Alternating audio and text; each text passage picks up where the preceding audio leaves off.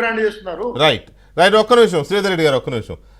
ప్రసాద్ గారు, ఈ కేసులు ఉన్న వాళ్ళందరూ మీ దగ్గరకు వచ్చేస్తారనేది ఒక వాతావరణం అయితే అట్లా వచ్చింది. కానీ ఇప్పుడు కవిత గారిది కూడా ఒక దాన్ని ఏమంటారు, బురద చల్లడము లేకపోతే ఇరికించడం అన్నట్టుగానే ఉంది వాళ్ళ వర్షన్. శ్రీధర్ రెడ్డి గారు కాదు, ఆ పార్టీ వర్షన్ అంతా మొదటి నుంచి అలాగే ఉంది. ఇప్పుడు ఇక్కడ మిగతా కాళేశ్వరం కేసు కానీ ఇటువంటివి కూడా కావాలని చేస్తున్నవి అనే రకంగా ఉంది వాళ్ళ వర్షన్. రేవంత్ రెడ్డి గారిది ఒకటే కేసు, అందువల్ల ఆ కేసు ఉంది కాబట్టి ఆయన బీజేపీలోకి వెళ్ళిపోతాడు. మా మీద వస్తున్నవన్నీ కేసులు కావు, ఆరోపణలు మాత్రమే అనేది ఇది. ఈ రెండిట్లో మీకు ఏది కరెక్ట్ అనిపిస్తోంది? అంటే ఒకటైతే ఇటు కాంగ్రెస్ మిత్రుడు కానీ అటు శ్రీధర్ రెడ్డి గారు కానీ స్పష్టంగా అంగీకరిస్తున్నది ఏంటంటే రాబోయే ప్రభుత్వం భారతీయ జనతా పార్టీదే కాబట్టి మళ్ళీ నరేంద్ర మోదీ గారు ముఖ్యమంత్రి అవుతారు, రేవంత్ రెడ్డి గారు బీజేపీ ప్రధానమంత్రి నరేంద్ర మోదీ గారు మళ్ళీ ప్రధానమంత్రి అవుతారు. కాబట్టి రేవంత్ రెడ్డి గారు బీజేపీలోకి పోతారు అని కాంగ్రెస్ వాళ్ళు, బీఆర్ఎస్ వాళ్ళు బీజేపీలోకి పోతారని వీళ్ళు కాంగ్రెస్ వాళ్ళు అంటా ఉన్నటువంటి మాట స్పష్టం. అంటే ఇద్దరు ఖచ్చితంగా అంగీకరిస్తుంది ఏంటంటే రాబోయేటువంటి రోజుల్లో భారతీయ జనతా పార్టీ ప్రభుత్వం మరొకసారి అధికారంలోకి వస్తుందని స్పష్టంగా వీళ్ళిద్దరు నోట వినబడుతున్నటువంటి మాట ఒకటి. దాని తర్వాత ఎంతసేపు బీజేపీలోకి పోతున్నారు కేసులు పోతున్నారు అనేటువంటి మాట ఒకటైతే, మరి ఆ కేసులు ఉన్నప్పుడు ఆయా ప్రభుత్వాలలో అప్పుడు వీళ్ళు ఎందుకు చర్యలు తీసుకోలేదు? అవును, ఇప్పుడు శ్రీధర్ రెడ్డి గారు చాలా చెప్పిండ్రు, మరి రేవంత్ రెడ్డి గారు డబ్బుతో దొరికిండు, ఓటుకు నోటు దొంగ అని చాలా ప్రచారం చేసిండ్రు కదా.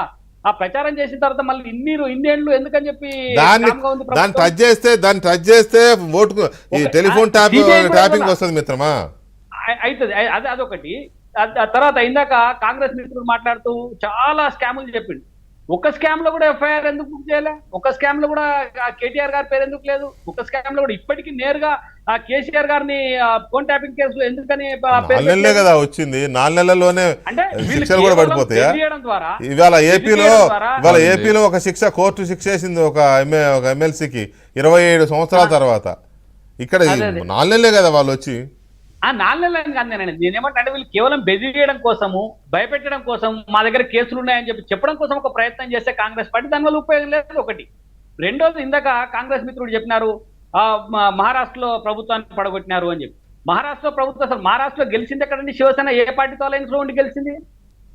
బీజేపీతో అలయన్స్ లో ఉండి గెలిస్తే ఆ బీజేపీ అలయన్స్ పార్టీని తీసుకుపోయి మీరు ముఖ్యమంత్రి ఇస్తామని చెప్పి మభ్యపెట్టి ముఖ్యమంత్రిని చేస్తే కాంగ్రెస్ తో కలవడం ఇష్టం లేక షిండే బయటకు వస్తే దానికి కాంగ్రెస్ పార్టీకి ఏం తప్పండి? షిండే అనేటువంటి మాట ఎక్కడి నుంచి వచ్చింది?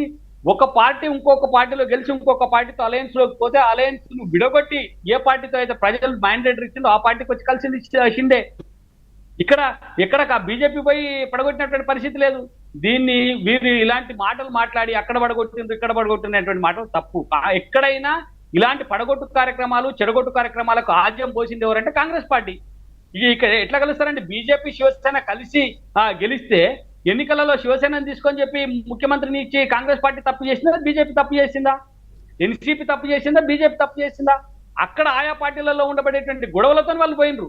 సేమ్ ఇదే పరిస్థితి ఎలా రేపు కాంగ్రెస్ పార్టీకి కూడా అదే పరిస్థితి ఉంటది అని చెప్పి బీఆర్ఎస్ అంటా ఉంది. ఎందుకంటా ఉంది బీఆర్ఎస్ అంటే, రేపు గనక బీజేపీ 1-2 సీట్లు కాంగ్రెస్ కంటే ఎక్కువ వస్తే బీఆర్ఎస్ కాంగ్రెస్ పార్టీలో ఉండబడేటువంటి గ్రూప్ తగాదాలు ఎవరైతే ఉన్నారో వాళ్ళ వల్ల గొడవలు అయితే, ఆ గొడవలు అయితే కాంగ్రెస్ పార్టీ పడిపోతారంటుంది. బీజేపీ పోయి పడగొట్టదు. మాకున్నది 8 మంది, మేము పడగొట్టేటువంటి శక్తి మాకు లేదు. బీఆర్ఎస్ పార్టీలో కూడా చాలా మంది ఉంటారో పోతారో తెలియని పరిస్థితులలో కాంగ్రెస్ పార్టీ కాదు. కానీ ఇందాక దేవేందర్ గారు కాంగ్రెస్ పార్టీ ప్రతినిధి దామోదర్ గారు ఒక మాట అన్నారు, అసలు అయితే గీతే షిండే బీఆర్ఎస్ పార్టీలోనే రెడీ అవుతున్నారు 20 మందిని ఎమ్మెల్యేలు వేసుకొని బీజేపీలో పోవడానికి అని అంటున్నారు. అలాంటిది అక్కడికే వస్తున్నాను నేను, అక్కడికి వస్తున్నా. అయితే ఈ రెండు పార్టీల మధ్యలో కూడా ఒక ఏమైందంటే, ఇటు బీఆర్ఎస్ పార్టీలో ఒక కుటుంబ పార్టీ, లేకపోతే కేటీ రామారావు గారు తన ఇష్టారీతన వ్యవహరిస్తున్నటువంటి తీరు, ఆయన మాట తీరు మీద చాలా మంది వ్యతిరేకతతో ఉన్నారు అనేటువంటి మాట స్పష్టంగా మనకు అర్థమవుతుంది. మొన్న పంచాంగ శ్రవణం రోజు కూడా మరి పంతులు గారు స్పష్టంగా చెప్పిండ్రు, కేటీఆర్ గారి నోటి తీరు వల్లనే, ఆయన మాట తీరు వల్లనే ప్రభుత్వానికి నష్టం వచ్చింది, పార్టీ కూడా నష్టం వస్తుంది అని చెప్పి పంచాంగ శ్రవణంలో కూడా ఆయన ముందే చెప్పినటువంటి మాట మన పత్రికల్లో ఉండే. కానీ ఒకటి నేను చెప్తా ఉన్నాను కదండి, నేను చెప్తా, పంతులు గారు చెప్పిన మాట నేను ఉల్లంఘిస్తున్నా. మీ పార్టీ కార్యాలయంలోనే, మీ పంచాంగ శ్రవణంలోనే మీరు దేవుళ్ళని నమ్ముతారు కదా అక్కడ. ఇంకొకటి ఎందుకు మాట్లాడాలంటే నేను ఒక మాట చెప్పిండండి, కేటీఆర్ గారు ఏం చెప్పిండ్రు? రాముని మొక్కుదాం, బీజేపీని తొక్కుదాం. ఇదేం మాట్లాడి అంతకు ముందే మాట్లాడి జై శ్రీరామ్ అంటే ఉద్యోగాలు రావు. నువ్వే నాలుక మాట తెస్తావు. అప్పుడే జై శ్రీరామ్ అంటే ఉద్యోగాలు రావు అంటావు, అప్పుడే రాముని మొక్కుతా అంటావు. ఇలాంటి అపరిపక్వత మాటలు బీఆర్ఎస్ పార్టీలో చాలా మందికి అసంతృప్తి కలగజేస్తా ఉన్నాయి. నాయకత్వం మీద అసంతృప్తిని కలగజేస్తా ఉన్నాయి. శ్రీధర్ గారు 1 minute ప్లీజ్, 1 minute లో కంప్లీట్ చేయండి.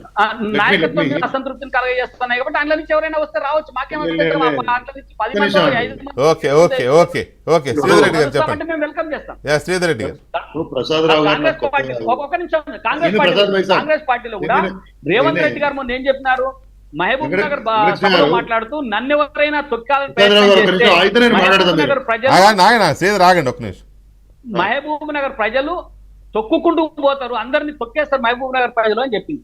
మరి మేమేమంటున్నామంటే మహబూబ్ నగర్ ప్రజలు ఎట్లయితే రేవంత్ రెడ్డి గారు సీఎం కావాలి, ఆయన సీఎం కోసం మిగతా అందరినీ తొక్కుతా అంటున్నారో, మేమేమంటున్నామంటే నల్లగొండలో కూడా ప్రజలు